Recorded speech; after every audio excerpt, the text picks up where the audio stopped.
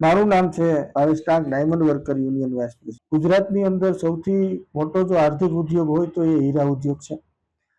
જ્યારે 3 વર્ષ ત્યાં મંદિરના માહોલની વચ્ચે હીરા ઉદ્યોગ સતત ઘેરાયેલો રહ્યો છે, ત્યારે મંદિરથી ત્રસ્ત થઈને જે રત્ન કલાકારોએ પોતાનો ફૂડનો બિઝનેસ ચાલુ કર્યો છે, ત્યારે ઈરાન અને ઇઝરાયલ યુદ્ધના કારણે જે ગેસનો પુરવઠો જે ખોરવાયો છે, એ એક તો હીરા ઉદ્યોગમાં મંદીના કારણે જે ગેસ જે ફૂડનો બિઝનેસ ચાલુ કર્યો તો ત્યાં પોતાનું ઘર ગુજરાન ચલાવતા હતા, ત્યારે ત્યાં પણ અત્યારે બંધ થવાનો વારો આવ્યો છે. ત્યારે અમે ગુજરાતના અને 25 લાખ રત્ન કલાકારો વતી ગુજરાતની સરકારને પણ વિનંતી કરી છે અને સુરતના કલેક્ટરને આવેદનપત્ર આપ્યું છે કે હીરા ઉદ્યોગ અને કેસ્ટલ ઉદ્યોગ આ બંને ઉદ્યોગ જે મેઇન છે એ સુરતના આર્થિકના પાયાના ઉદ્યોગ છે.